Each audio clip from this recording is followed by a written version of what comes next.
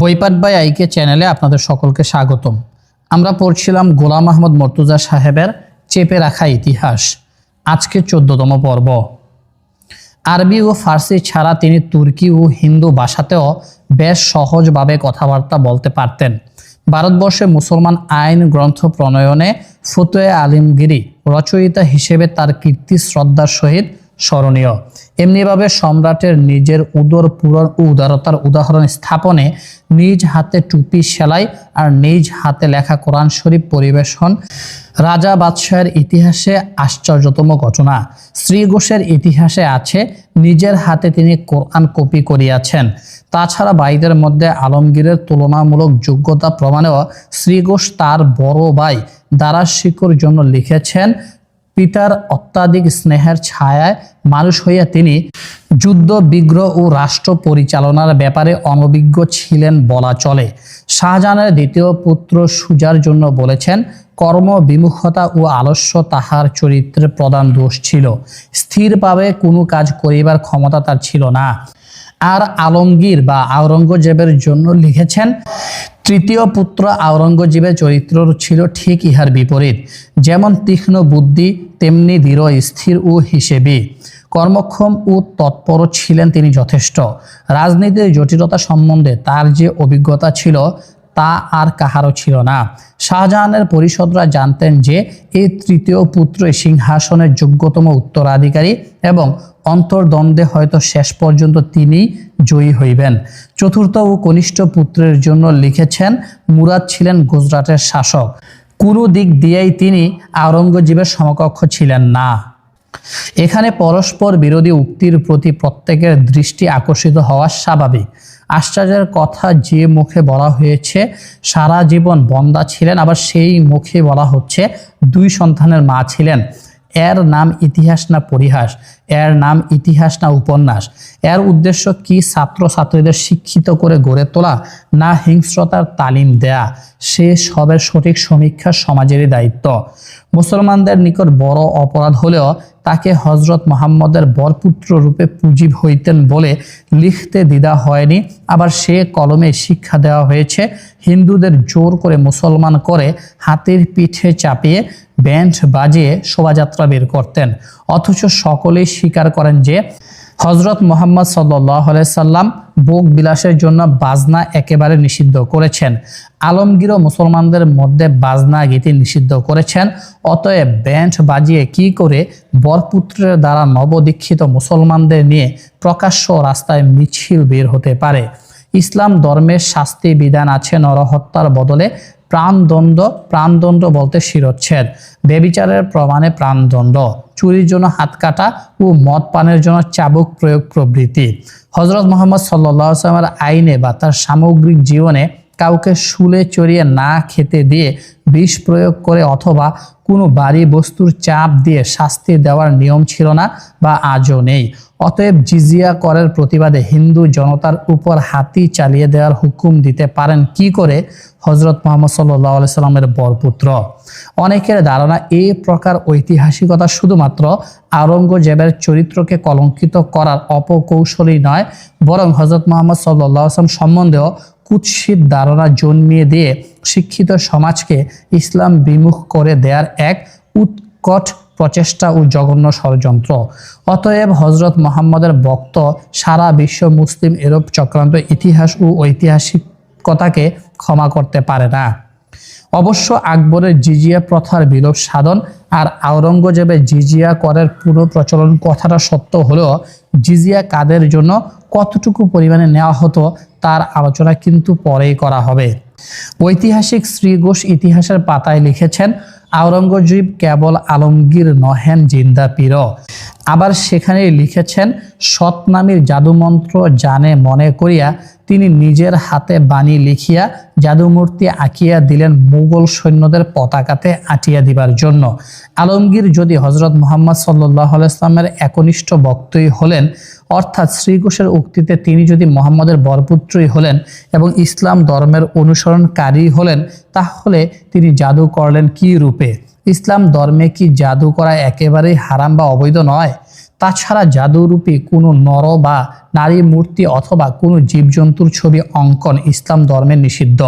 সুতরাং জাদুর প্রয়োগ এবং মূর্তি অঙ্কন এই অপবাদ দুটি যৌক্তিক না অযৌক্তিক, মিথ্যা না সত্য, তার উত্তর দেবে নতুন সমাজ, নতুন শতাব্দী। এমনিভাবে আওরঙ্গজেবকে বাংলায় লেখা হয়েছে ঔরঙ্গজীব, জীব মানে জন্তু। হয়তো ঔরঙ্গজীব বলে অনেকে শান্তি পেয়েছেন বা পান, তাই শান্তি দ্বারা সারা ভারতে ছাড়বার জন্যই এ ব্যবস্থা। কিন্তু আরবি, উর্দু ও ইংরেজি ইতিহাস হতে বাংলায় অনুবাদ করতে হলে ঔরঙ্গজীব হতে পারে না, বরং আওরঙ্গজেবই লেখা হতো। কিন্তু কালের চক্রে চারিত্রিক উন্নতি বিকাশের সাথে সাথে হিন্দু ও মুসলমান অনেক লেখকই ঔরঙ্গজীব লিখতে শুরু করেছেন। এছাড়াও তার উপর যে সমস্ত মারাত্মক অভিযোগ আরোপিত তা নিয়ে এবার একটু বিস্তৃত আলোচনা করা যায়। তিনি কাউকে বিশ্বাস করতেন না, তিনি হিন্দু বিদ্বেষী ছিলেন, তাই হিন্দু কর্মচারীরা তাড়িয়ে দিয়েছিলেন, হিন্দুদের মন্দির ধ্বংস করেছিলেন, বৃদ্ধ পিতাকে বন্দী ও ভাইদের হত্যা করেছিলেন, কেবল হিন্দুদের উপর জিজিয়া কর চাপিয়েছেন। তার অযোগ্যতায় মুঘল সাম্রাজ্যের পতনের কারণ, সেজন্য ইতিহাসে আওরঙ্গজেব চরমভাবে কলঙ্কিত। এ সমস্ত উত্তরে কিছু বলা যায় বা লেখা যায় নয়, বরং প্রত্যেকটি বিষয়ের উপর সুবিস্তৃত আলোচনা করলে এক একটি ইতিহাস লেখা যায়। কিন্তু তা বাহুল্য মনে করে সমাজের চিন্তাধারার গতি পরিবর্তনের পরিপ্রেক্ষিতে প্রমাণ, ইতিহাসের উদ্ধৃতি ও তথ্য সংক্ষেপে পরিবেশিত হলো।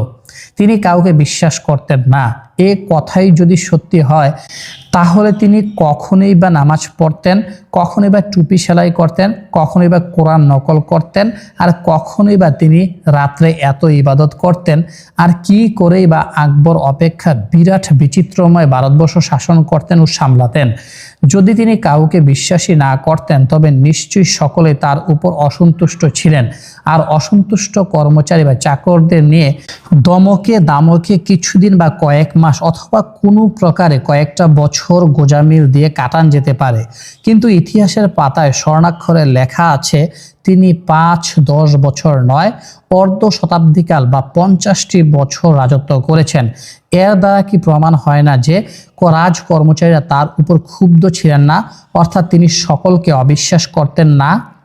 যশবন্ত সিংহ একবার নয় কয়েকবার বিশ্বাসঘাতকতা করেছিলেন, তবুও দয়ালু সম্রাট তাকে প্রত্যেকবার ক্ষমা করেছিলেন। যদিও যশবন্ত সিংহ মুসলমান ছিলেন না, শুধু ক্ষমা নয়, উদারতার দৃষ্টান্ত স্থাপনে তাকে কাবুলের শাসনকর্তা নিযুক্ত করতেও দ্বিধা করেননি। মারাঠা নেতা শিবাজি শুধু অমুসলমানই ছিলেন না, রাষ্ট্রদ্রোহীও ছিলেন। তার বিরুদ্ধে যুদ্ধ করতে যাকে তিনি বিশ্বাস করতে পাঠিয়েছিলেন তিনি ছিলেন একজন অমুসলমান, জয়সিংহ। তাছাড়া শিবাজি যখন আওরঙ্গজেবের দরবারে ক্ষমা চাইলেন বা আত্মসমর্পণ করলেন তখন তিনি তাকে ক্ষমা করলেন।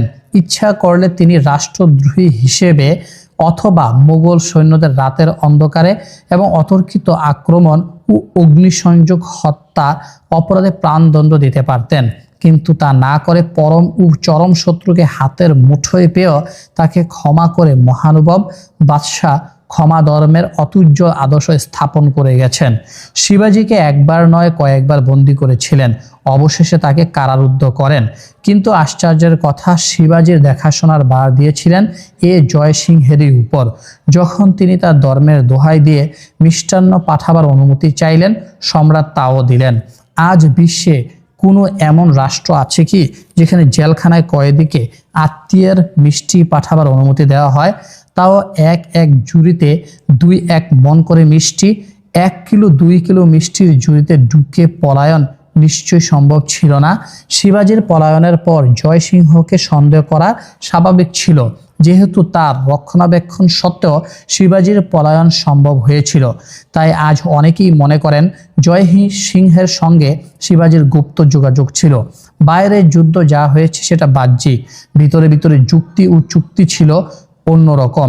সে যাই হোক, সম্রাট আলমগীর নিশ্চয় সন্দেহ করতে পারতেন, কেননা শিবাজি ও জয়সিংহ উভয়ই ছিলেন অমুসলমান ও ভিন্ন ধর্মাবলম্বী, কিন্তু তা তো তিনি করেননি। তাহলে কোন অধিকারে বলা যায় সম্রাট কাউকে বিশ্বাস করতেন না? তিনি হিন্দু বিদ্বেষী ছিলেন কিনা তার উত্তর প্রথম নম্বরে বেশ কিছুটা অনুমেয়। তবুও আজ আমরা ঐতিহাসিকদের অনুগ্রহে জানতে পারছি তিনি নাকি হিন্দু কর্মচারীদের তাড়িয়ে দিয়ে তাদের স্থানে মুসলমান কর্মচারী নিয়োগ করেছিলেন।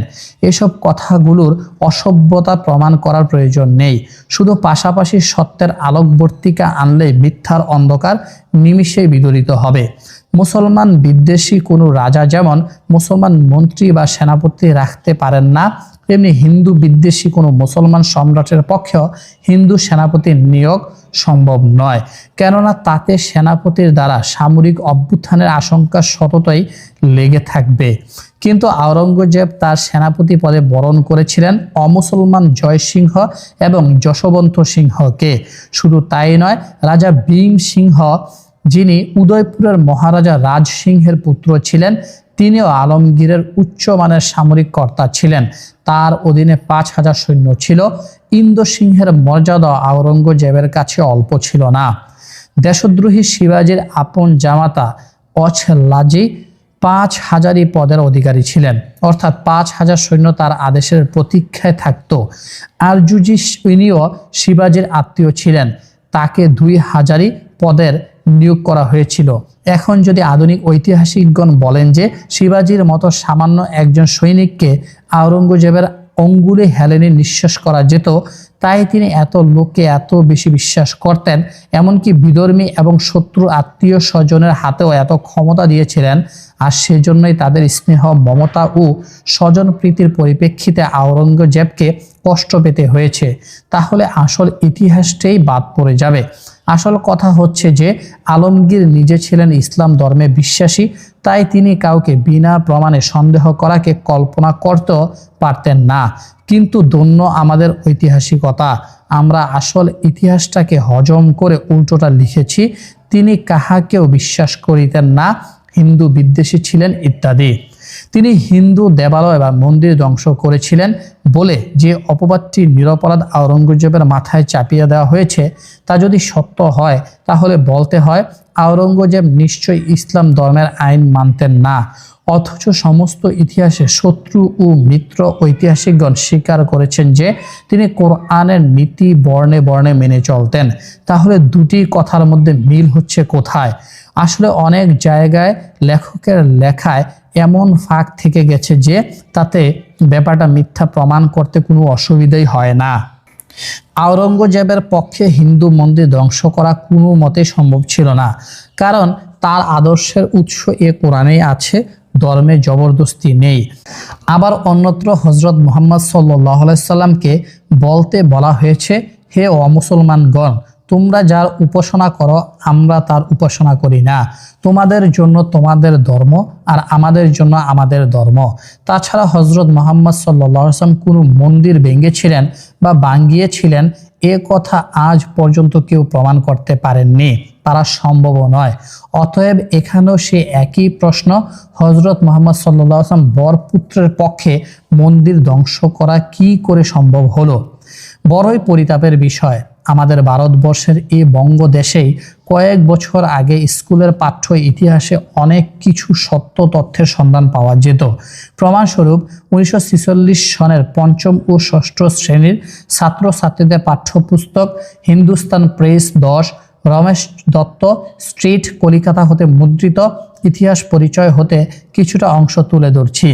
জোর করিয়া মন্দির ভাঙিয়া মসজিদ নির্মাণের উদ্দেশ্যেই যদি আওরঙ্গজেবের থাকিত, তবে ভারতে কোনো হিন্দু মন্দিরের অস্তিত্বই বোধহয় আজ দেখা যাইত না। সেই রূপ করা তো দূরের কথা, বরং বেনারস, কাশ্মীর ও অন্যান্য স্থানের বহু হিন্দু মন্দির এবং তৎসংলগ্ন দেবত্ব ও ব্রাহ্মত্ব সম্পত্তি আওরঙ্গজেবের নিজের হাতে দান করিয়া গিয়েছেন, সে সকল সনদ আজ পর্যন্ত বিদ্যমান। স্কুলের পাঠ্যপুস্তকের ১৩৮ পৃষ্ঠায় আরও লেখা আছে, আওরঙ্গজেবের সুদীর্ঘ ৫০ বৎসর রাজত্বের মধ্যে এমন কোনো প্রমাণ কেউ দেখাইতে পারেন না যে তিনি কোথাও কোনো হিন্দুকে জোর করিয়া মুসলমান করিয়াছেন বা তাহার ধর্মে হস্তক্ষেপ করিয়াছেন। এমনকি শিবাজীর পুত্র শাহুকে তিনি ৮ বছর কাল মুঘল দুর্গে বন্দী করে রেখেও কোনোদিন তাকে মুসলমান করেন নাই। হিন্দু বেশে শাহু মারাঠি দিগের মধ্যে ফিরে গিয়েছিলেন। এ পুস্তকে আরও লেখা আছে, মুসলমান দিগের বিরুদ্ধে হিন্দু দিগকে উত্তেজিত করিবার জন্য যে সমস্ত মন্দিরে ব্রাহ্মণগণ প্রচার কার্য চালাইয়াছিলেন, কেবলমাত্র সেগুলোই আওরঙ্গজেব ধ্বংস করিতে আদেশ দিয়াছিলেন। মন্দির তলে সমবেত হইয়া বিদ্রোহের ষড়যন্ত্র করিলে দেবতার আশীর্বাদ লাভ করা যাবে, এই প্রলোভন দেখাইয়া কুচক্রীগণ কোনো কোনো মন্দিরকে রাজনৈতিক কেন্দ্রে পরিণত করেছিল। কাজেই তাদের ধ্বংসের প্রয়োজন হইয়াছিল। কিন্তু আজকের স্কুল কলেজের ইতিহাসের দ্বারা সম্পূর্ণ বিকৃত। শ্রী ঘোষের উদ্ধৃতি দিয়ে সে বিকৃতি দ্বারা প্রমাণ করা কঠিন নয়।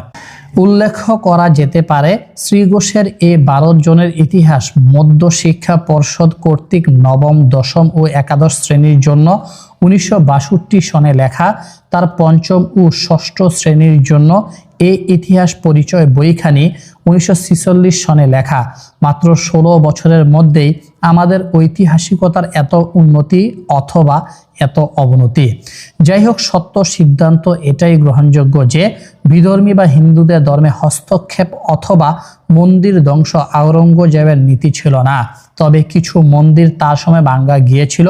অবশ্য তার পশ্চাতে কিছু কারণও ছিল। প্রথমত, মন্দিরগুলো রাজনৈতিক ঘাঁটিতে পরিণত হয়েছিল, যা পূর্ব আলোচনাতেই উদ্ধৃতি সহ প্রমাণ করা হয়েছে।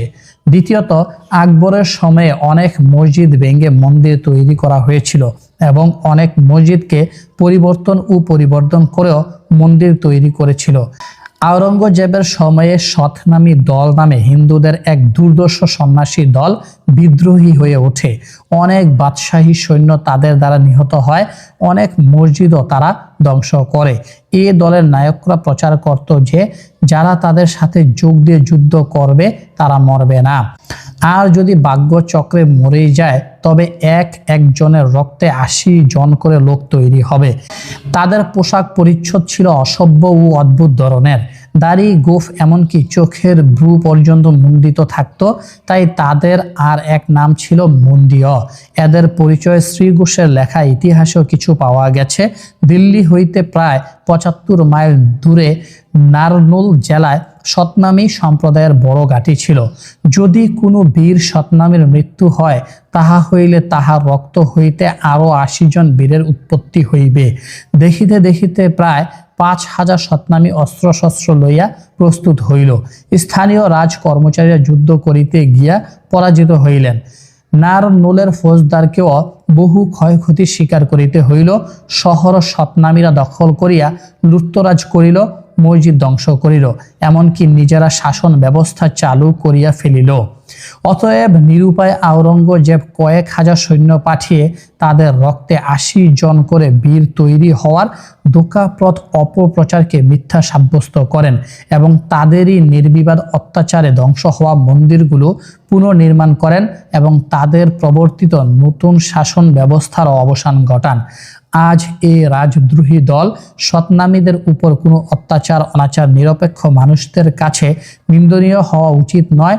অথচ শ্রী ঘোষের ইতিহাসে লেখা হয়েছে, মোগল সৈন্যদের বিরুদ্ধে সৎনামীরা বীরের মতো যুদ্ধ করিয়া হাজারে হাজারে নিহত হইল। তাছাড়া যারা স্বেচ্ছায় মুসলমান হয়েছিলেন তারা অনেকে কার্যসিদ্ধির এবং সকলের দৃষ্টি আকর্ষণের জন্য প্রাক্তন ধর্মের উপর কত বিরাগী এবং নূতন ধর্মে কত আস্থাশীল তা প্রমাণের জন্য কিছু মন্দিরের ক্ষতি সাধন করেছিলেন। যেমন উত্তরবঙ্গের নব মুসলমান রাজা যদুর গোলামীর কথা বলা যেতে পারে। কিন্তু মহানুভব সম্রাট সেগুলো সংস্কার সাধন করে যে উদারতার পরিচয় দিয়েছিলেন তা আজকের রাজাদের ইতিহাসে দারুণভাবে দুর্লভ বলা যায়। আওরঙ্গজেবের প্রতি আর এক অপবাদ আরোপ করা হয়েছে, তিনি বৃদ্ধ পিতাকে বন্দী ও ভাইদের হত্যা করেছিলেন। পিতাকে বন্দী করা নিঃসন্দেহে দূষণীয়, কিন্তু বন্দী কাকে বলে, তার স্বরূপ কি, বন্দী কেন করা হয় এবং তার উদ্দেশ্যই বা কি ইত্যাদি বিষয়গুলো গভীরভাবে আলোচনা করা দরকার। নচেত আমারও বন্দী শাহজাহানকে এ মহানুভব আওরঙ্গজেবকে সঠিকভাবে চিনতে পারবো না। বীরত্ব প্রকাশের অভিলাষে শত্রু ও প্রতিদ্বন্দ্বীকে শৃঙ্খলিত করে কারারুদ্ধ করার নাম বন্দী। বন্দী সাধারণত নানা কষ্টের মধ্যে উপলব্ধি করে তার পরাজয় ও বিজয়ের জয়ের দাপট। বন্দীদের খাওয়া শোয়ার সুব্যবস্থার পরিবর্তে থাকে অব্যবস্থা। কিন্তু শাহজাহান বন্দী ছিলেন কোথায়? তেপান্তরের মাঠেও নয়, আর অন্ধকার কূপ বা বদ্ধ কক্ষেও নয়, বরং সে সুরক্ষিত সুসজ্জিত অট্টালিকায়, যেটা ছিল আকবর, হুমায়ুন, জাহাঙ্গীর, মমতাজ প্রভৃতি খ্যাতনামা সম্রাট ও সম্রাজ্ঞীদের আরাম কক্ষ, কর্মক্ষেত্র ও গার্হস্থ্য ক্ষেত্র। যেখানে ছিল শাহী পালঙ্ক, ইয়েমেনি চাদরে ঢাকা শাহী কোমল পালকের গদি, যেখানে তার খাওয়া দাওয়া সেবা শুশ্রূষা করার জন্য 24 ঘন্টা ভৃত্যেরা প্রস্তুত থাকত। শাহজাহানের পিতা জাহাঙ্গীর নেই, স্নেহময়ী মাতাও নেই, আর স্ত্রী মমতাজ তো বিদায় নিয়ে চলে গেছেন তাজমহলের নিচে। তারা বেঁচে থাকলে হয়তো তারাও থাকতেন ঐতিহাসিক পরিবেশে। আছেন শুধু তার অত্যন্ত স্নেহধন্য কন্যা আর আত্মীয় স্বজন। প্রায় সমস্ত আত্মীয় স্বজনই শাহজাহানের সাথে ইচ্ছামতো সাক্ষাৎ করতে পারতেন, আর তার স্নেহ সঞ্চিতা কন্যা রৌশন আর অত্যন্ত প্রয়োজন ছাড়া প্রতি মুহূর্ত পিতার সেবায় নিয়োজিত থাকতেন। শুধু তাই নয়, আরও উল্লেখযোগ্য ঘটনা হলো আওরঙ্গজেব সারা দিনে রাত্রে অন্তত একবারও রাজকার্য ছেড়ে স্বহস্তে পিতার পদসেবা করতেন। এ হলো আওরঙ্গজেবের অত্যাচার আর শাহজাহানের বন্দিত্ব। তার এই ঐতিহাসিক বিশ্রামের অনেক কারণের মধ্যে একটি হলো শাহজাহানের জন্য যখন চারদিকে রব উঠে যায়, শাহজাহান পরলোক গমন করেছেন, তখন পুত্রদের মধ্যে সিংহাসন নিয়ে প্রতিদ্বন্দ্বিতা শুরু হয়। সবশেষে যখন আওরঙ্গজেবের জয় হলো, তখন দেখা গেল শাহজাহান মৃত নন, মৃত্যুর হাত হতে ভগ্নদেহ নিয়ে তিনি প্রাণ ফিরে পেয়েছেন। এ অবস্থায় তার সম্পূর্ণ বিশ্রামের প্রয়োজন ছিল, কিন্তু তখন তিনি বিশ্রাম না করে অন্ধ স্নেহে বড় ছেলে দারাশিকোকে সিংহাসন দিতে মনস্থ করেন এবং বহু সমস্যার সম্মুখীন হন। যেমন বেশিরভাগ হিন্দু প্রজা দারাকে আর মুসলমানেরা চায় আওরঙ্গজেবকে। তবুও তিনি গভীর চিন্তাসহ সমাধানের পথ খুঁজতে যাচ্ছিলেন, যা ছিল রাজনীতির নামান্তর। এ অবস্থায় তাকে রাজনীতি করতে দেওয়ার অর্থ জোর করে মৃত্যু পথে নিক্ষেপ করা। অতএব সেক্ষেত্রে পিতার পৃথক অবস্থান আধুনিক বিচক্ষণ ঐতিহাসিকদের মতে অনুপযুক্ত কর্ম ছিল না, বরং তা ছিল বিচক্ষণ সন্তানের উপযুক্ত পিতৃসেবা। শাহজাহানের সাথে সকলে সাক্ষাৎ করতে পেলেও বিশ্রামে বিঘ্ন যাতে না ঘটে, সেজন্য তার রাজপ্রাসাদের বাইরে যাওয়া নিষেধ ছিল। তাই একদিন তিনি আলমগীরকে ডেকে বললেন, আলমগীর, তোমার মতো হাফেজ সন্তানের কাছে কি আমি বন্দী? উত্তরে আওরঙ্গজেব বলেছিলেন, আপনি সারা জীবন রাজনীতি করে অন্তরে প্রকৃত শান্তি কি পেয়েছেন? উত্তরে তিনি বলেন, কোনোদিন পাইনি, আর আজও পাচ্ছি না। তার উপর মমতাজও নেই। আওরঙ্গজেবের তখন বলেন, আল্লাহ তার পবিত্র কোরআনে জানিয়েছেন, অন্তরের শান্তি আল্লাহর স্মরণেই সম্ভব। অতএব আমি চাই না আপনি এই বৃদ্ধ বয়সে অশান্তির রাজনীতি করুন। আপনার ইবাদত আর আল্লাহর স্মরণের জন্যই এ পূর্ণ বিশ্রামের ব্যবস্থা। শাহজাহানের কণ্ঠস্বর আরও কর্কশ হয়ে উঠল। তিনি বললেন, তাহলে আমার প্রিয়া, তোমার মা মমতাজের স্মৃতিসৌধ তাজমহলও কি আমার ইচ্ছামতো দেখতে পাবো না? আওরঙ্গজেবের উত্তরে খুব বিনম্রভাবে নিবেদন করেছিলেন, আব্বাজান, সত্যই কি আপনার তাজমহল দেখার স্বাদ, নাকি তাজমহল দেখার নামে অন্য কোনো রাজনৈতিক উদ্দেশ্য আছে? শাহজাহান অশ্রুপ্লুত নয়নে বলেছিলেন, যেমন করে হোক আমাকে অন্তত একবার করে প্রতিদিন তোমার মায়ের স্মৃতিসৌধটা দেখতে দাও, আমার আর কিছুর প্রয়োজন নেই। উত্তরে আওরঙ্গজেব বলেছিলেন, যদি এখানে আপনার শয়নকক্ষের মধ্যে থেকেই আপনার ইচ্ছামতো তাজমহল দেখতে পান, তাহলে আপনাকে বাইরে যেতে হবে। শাহজাহান বলেছিলেন, পুত্র, বাইরে যাওয়া উদ্দেশ্য নয়, শুধু চোখে দেখতে চাই তাজমহল। তখন টেলিভিশন ছিল না, শুধু শাহজাহানের ধারণা ছিল বাইরে না গিয়ে তাজমহল দেখা অসম্ভব। কিন্তু আওরঙ্গজেব পৃথিবীর এক মূল্যবান মণি আনিয়ে বিজ্ঞানময় কৌশলে দেয়ালের সাথে এমনভাবে তা সংযুক্ত করিয়ে দিলেন যে তাতে দৃষ্টি দিলে দূরের তাজমহল স্পষ্টভাবে দেখতে পাওয়া যেত। এখন অবশ্য ইংরেজরা সেটা খুলে নিয়ে চলে গেছে। অবশ্য নকল যে পাথরটি লাগিয়েছে তাতেও তাজমহলে মোটামুটি দেখা যায়।